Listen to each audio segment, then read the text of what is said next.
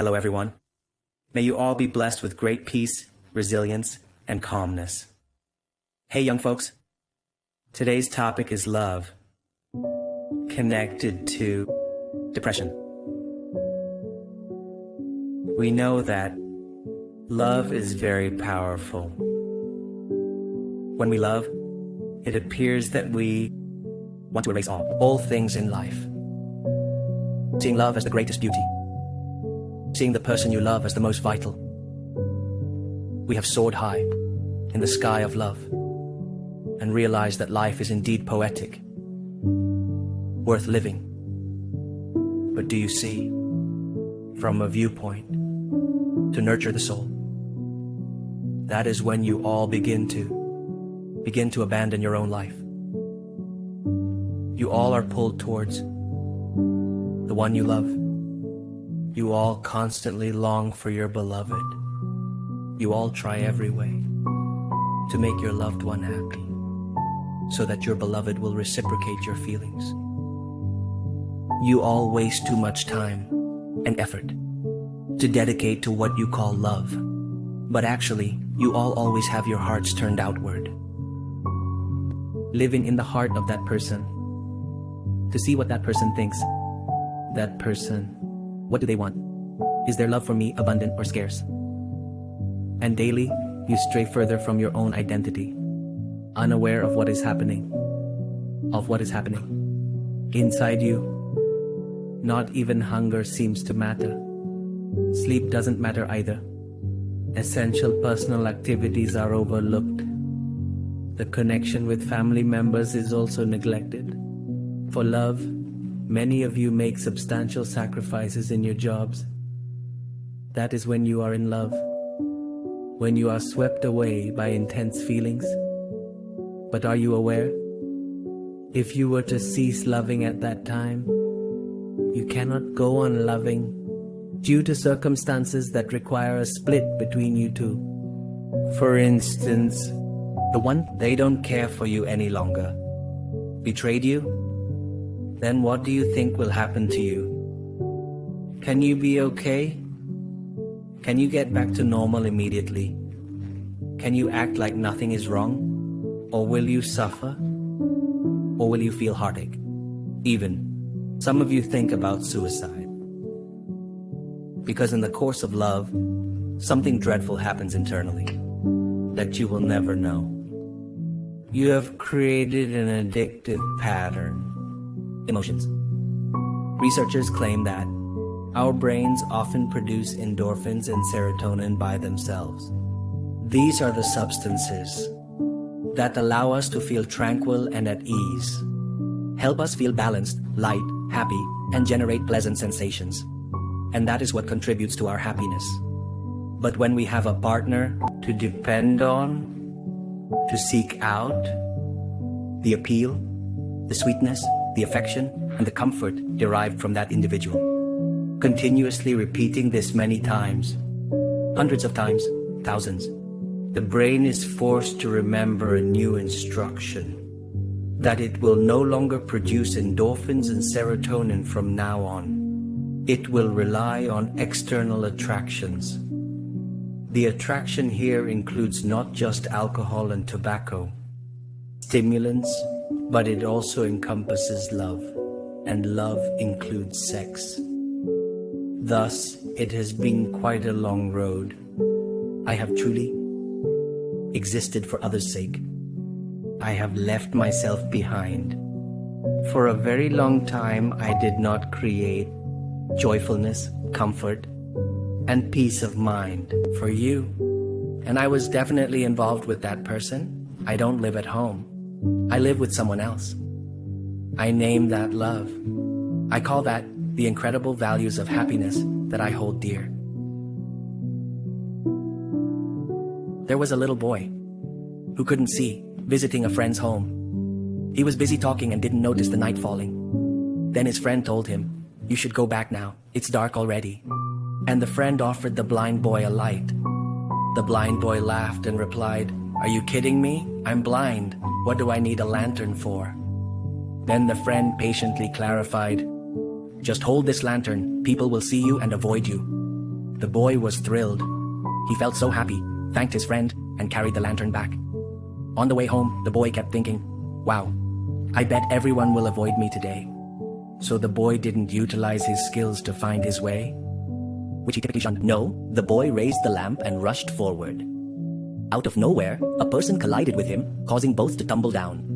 The boy yelled angrily, "Hey, are you blind and can't see my lamp?" The other person chuckled and said, "Where's the lamp? Oh, your lamp has been off for a long time." Are we that blind, boy? We can still make our way through life, even if we lack great intelligence. Not much light exists, but we can still trust our survival instincts, the wonders of us.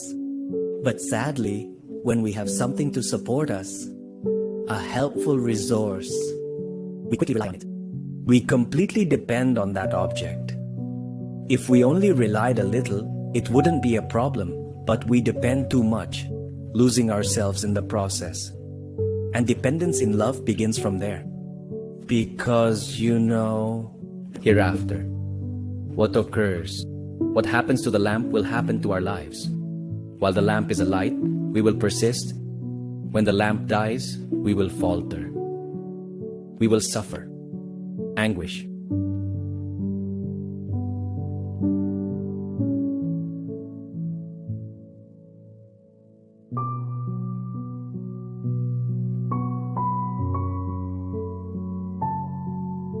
You see, when we have affection for someone, our desires, our possessiveness, because we know that person will bring us immense joy and comfort. Therefore, we make every effort to make them happy, and we can overlook all their flaws, their defects, their failings, their mishaps of the subject. Nonetheless, it's very strange. Our love is surprisingly ephemeral. Sometimes it is quite strong, but sometimes it is weak. Thus, when we stop too attached into depending on someone else, we no longer discover any appeal from the other person. Then what remains of that emotional connection? Love that is gone is at least a duty, right? What does duty mean? It is what we have given up for one another, shared love and kindness, experienced joy and sorrow together, looked at each other, formed a bond as if we were very close friends, as if we were true confidants, as if we were companions, sharing a lot of values in life. Because of duty, we can sustain a long-term relationship. But if love has faded, what does duty mean then? Then that relationship undoubtedly becomes quite a heavy load. When a relationship is empty of love and meaning, then this one may cause trouble for the other person. Think about living with someone. You have to clash with someone, you have to share space with someone, you have to take responsibility for someone, yet you cannot receive any sweetness, gentleness, or attraction from them. From that person, is it possible for you to live together with them for a long time? That's not to mention, the other person has many issues. It's not until the emotions settle, the meaning has yet to take shape, that those issues come out. The scars from that person's history will emerge. The vices of that individual will come to light. The bad energies that are hidden deep within that person's psyche will emerge. The inflated self of that individual will come out too. But I hurt too. I am exactly like that person. I too have my own scars, and negative energy is hidden. Two troubled spirits, two hurt souls, two weak spirits journeying together on the road of love. I think that what will happen will certainly cause pain to each other. In love, people tend to hurt one another a lot. The key to wealth. Why? Because both parties have formed a bad habit that is detrimental. You should trust me. I will offer you all the charm. You should lean on me. I am a solid emotional support. Both sides share some underlying deceit with one another, or are candid with one another from the beginning, so that both sides cannot keep their promises. They couldn't hold the gradient. They have lost each other. The beauty, the brilliance we once showcased with all our hearts at first. Not to mention the life's pressures on survival, about the difficulties that arise around us, about family matters, about children, and so many other things that we need to address. How can we muster a huge amount of energy to resolve all those issues when the two people have stopped loving each other deeply as they once did?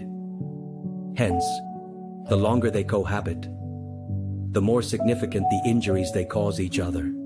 When love leaves is a space that holds many distressed souls, and where many ambitions cease, values, good values, of a young adult who is still young. That's a mistake. Whose fault is it? The fault of love? Or is it our fault? We are the ones who only know how to love through registration, without going through learning and true practice. Because in this world, there are people who love each other but are always cheerful, always happy. Two souls coming together is to support each other's lives, to love each other, to walk on beautiful paths, bright and promising.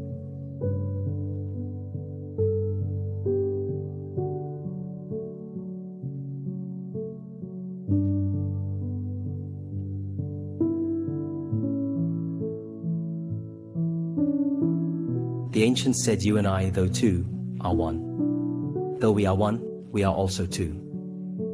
Though we are two, we are also one. It means that two people but one heart, soul united, in harmony together, valuing each other's goodness together, facing the same way together, walking hand in hand on the road to joy.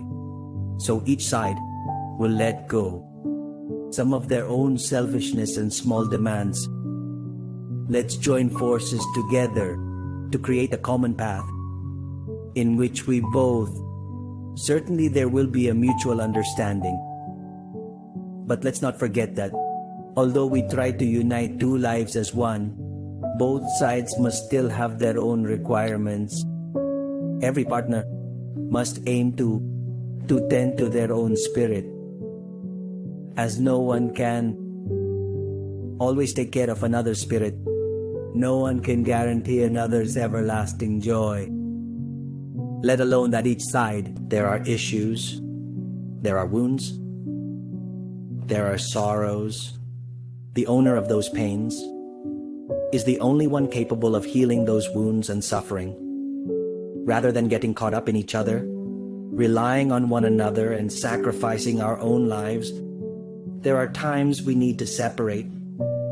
When we detach, we can focus on nurturing our own mental space, removing the weeds, planting beautiful flowers and sweet fruits.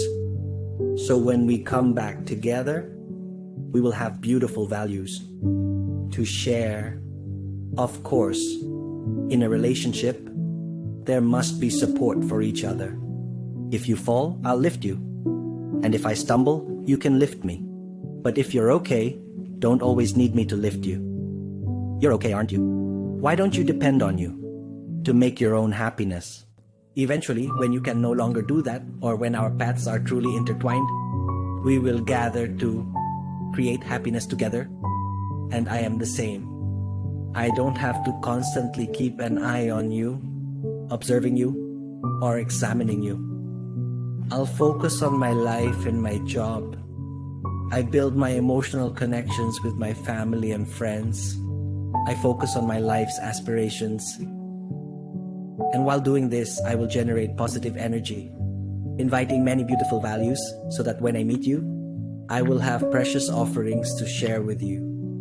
A relationship that is established under this principle, everyone must be responsible for their own life. When it's essential, when it's no longer tolerable, that's when we turn to the other side for help. And when we face tough times, when we have our own suffering, we must handle it ourselves. Return or first to heal my shoulder injury. The support from the other person must be a minor role, especially when we suffer psychological damage. We may fall into depression and easily project harmful energy onto those we love.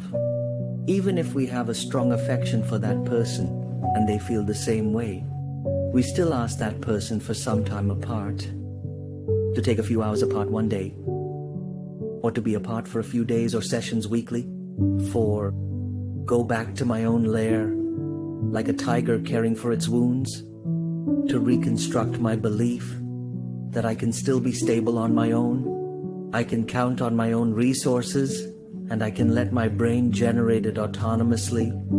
Endorphins and serotonin, these soothing chemicals, when self-confidence is restored. So I show up next to that person who also feels at ease. They have it easier too, less fatigued. In a love affair, where one individual has to rely entirely on the other, it's scary. Such love is not healthy. It has no vigor, health, or muscle tone. It can't go far along life's path filled with trials and tribulations. Hence, lean on yourself, to renew yourself, to be a beautiful flower, always ready to give to your loved one. This is also a way to show genuine love. Don't expect too much from others. Trust yourself. We all still hold many valuable treasures within. Trust in that. Revisit it. Thank you, dear master. The youth listened,